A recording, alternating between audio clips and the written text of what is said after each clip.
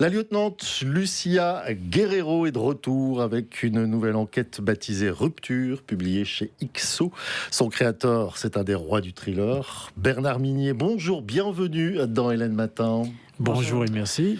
Alors, beaucoup de critiques disent que vous signez l'un de vos romans les plus actuels, duquel on ressort avec des questions plein la tête. Un personnage vedette, je viens de la citer, Lucia Guerreiro, plus combattante et même plus dynamique que jamais, on verra pourquoi.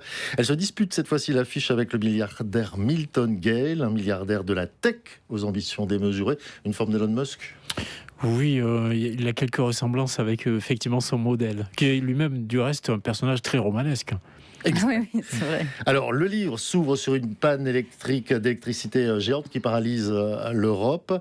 Pourquoi avoir choisi ce scénario catastrophe ? En fait, je me trouvais en Espagne quand ça s'est passé pour de bon. C'était, je crois, le 28 avril 2025.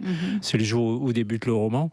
12h33, tout d'un coup, plus d'électricité, plus d'internet, plus de téléphone parce que le réseau téléphonique était aussi HS, plus de télévision, plus rien, quoi. Et même plus de feux de circulation dans les rues, donc des embouteillages monstres à Madrid et dans les grandes villes espagnoles.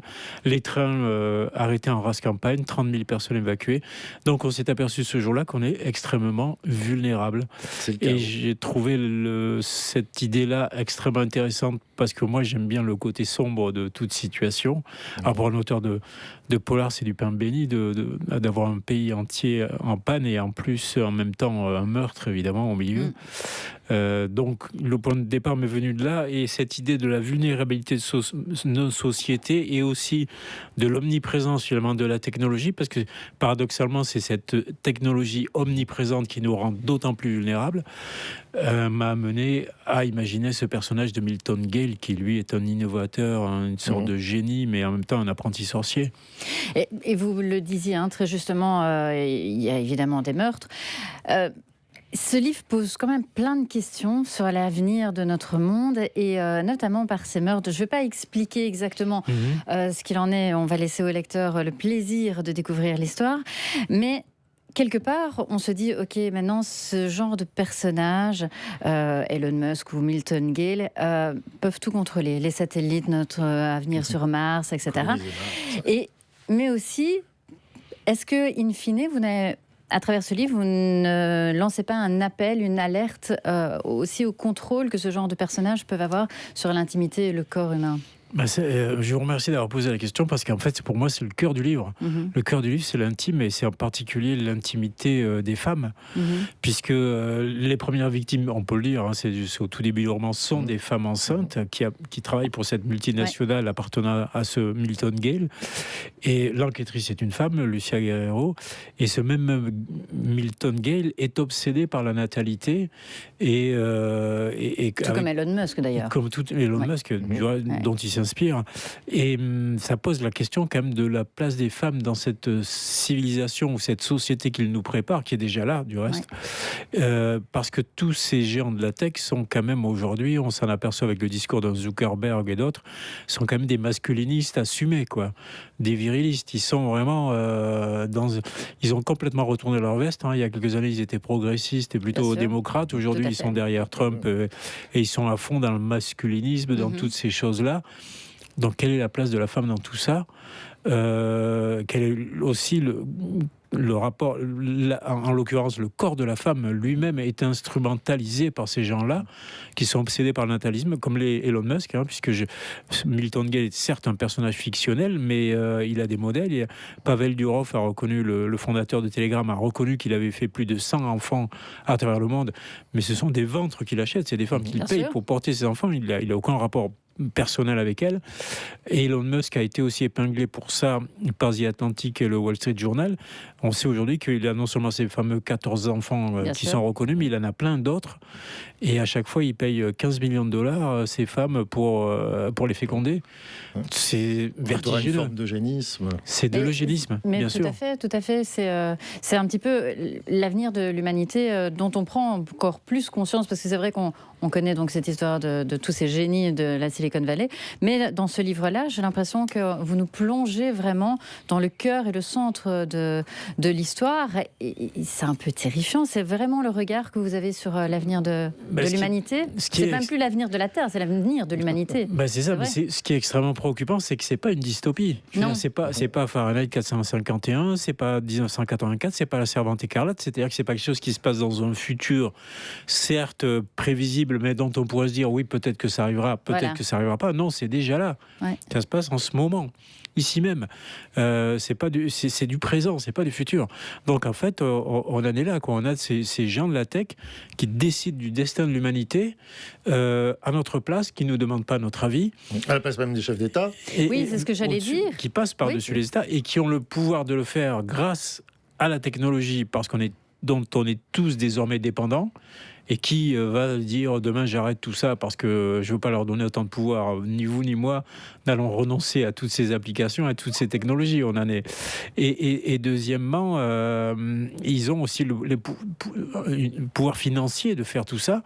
Donc, mais le cœur du livre, c'est quand même l'intimité en fait. C'est-à-dire qu'aujourd'hui, ils ont des ambitions totalitaires. Non seulement ils veulent public, mais privé. Ils veulent gérer même notre vie privée, notre vie intime, notre vie personnelle.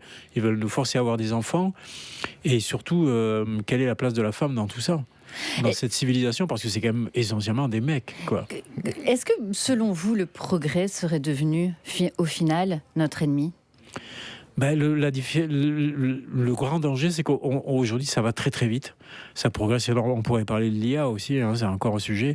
Ça va très très vite et en même temps, c'est pas du tout sécurisé. C'est-à-dire que plus on progresse dans cette direction-là, plus nos sociétés deviennent vulnérables. Et c'est ce que dit au départ la grande panne réelle qui s'est passée en Espagne, qui a montré à quel point un pays peut être paralysé par juste une surcharge d'électricité dans le réseau, quoi. Et tout s'arrête. Et là, c'était accidentel ou pas. Il faut lire le roman aussi. Oui, mais bien sûr. mais en même temps, demain, ça peut être totalement malveillant et criminel. Tout à fait. Ça peut être un autre État qui décide d'en paralyser un premier. On voit, ça pose tellement de questions, c'est absolument vertigineux. Et on est là-dedans, on est entraîné dans cette lessiveuse et on n'a aucun moyen d'arrêter ça, quoi. On parlait de l'IA juste avant de débuter l'interview, justement. Il est question de l'IA, il est question de la tech, il y a des détails. Comment vous avez dû bosser quand même pour avoir... pour vous plonger dans ce milieu de la tech. Je suis d'un naturel curieux, donc j'aime bien aller au fond des choses. En fait, quand il y a un sujet qui m'intéresse, j'aime bien gratter jusqu'à qu'il n'y ait plus rien à gratter, en gros. Donc j'ai lu énormément d'ouvrages sérieux, scientifiques ou faits par des gens qui s'y connaissent. Parce qu'il y a aussi tout et n'importe quoi. Même Internet est une formidable source d'information. C'est pareil, mais Internet, il y a absolument tout et son contraire. Ah, mais évidemment. Il y a des choses, il y a plein de fake news, il y a plein de choses qui sont totalement bidons. Et à côté, donc j'essaie de me renseigner, de rencontrer aussi des spécialistes, d'aller sur les lieux. J'ai été à Seattle, j'ai été dans les San Juan Island où se passe j'ai été évidemment à Madrid, mais ça j'y vais régulièrement. Je vais aussi à Bruxelles, j'y suis en ce moment, mais il ne vous aura pas échappé qu'il y a quelques chapitres qui se passent à Bruxelles, à la Commission européenne. Même l'hôtel dans lequel descend Lucia Guerrero, je le connais par cœur parce que c'est l'hôtel dans lequel je descends quand je viens à Bruxelles. Ah ben voilà, c'est où vous logez maintenant. Attention parce que je connais des fans. D'accord. Mais au moins je sais de quoi je parle. Alors voilà, mais c'est Rupture. C'est le titre de l'ouvrage. Vous savez que vous avez des admiratrices chez nous parce qu'il y en a plusieurs qui sont en train de se battre pour avoir le roman une fois l'interview terminée. Ça fait quoi ? Je disais, vous êtes un des rois du thriller. Ça fait quoi d'être considéré comme un des rois du thriller ? Ça, je m'en fiche un peu, je vous cache pas. En revanche, ce qui me fait extrêmement plaisir, c'est d'avoir beaucoup de lectrices et de lecteurs. Évidemment, on écrit pour être lu. Et donc, ça, c'est un plaisir toujours renouvelé de voir que les lectrices et lecteurs s'attachent à mes personnages. Parce que moi, je considère que le plus important dans un roman, ce sont les personnages. Et je sais qu'il y a beaucoup de lectrices et de lecteurs qui sont attachés à Lucia Guerrero, qui a ce côté badass, un peu dur à cuire, un peu, qui arrondit pas les angles. Je sais qu'il y a beaucoup de lectrices qui aiment ce personnage-là, comme il y en a beaucoup qui aiment aussi Martin Servaz, mon autre personnage fétiche. Ça, c'est la plus belle des récompenses. Et quand on vient vous parler de vos personnages, tout le reste, ma foi, c'est formidable, mais le cœur du roman, ce sont les personnages. Une enquête de Lucia Guerrero, Rupture, c'est le nouveau thriller qui vous était présenté ce matin chez nous.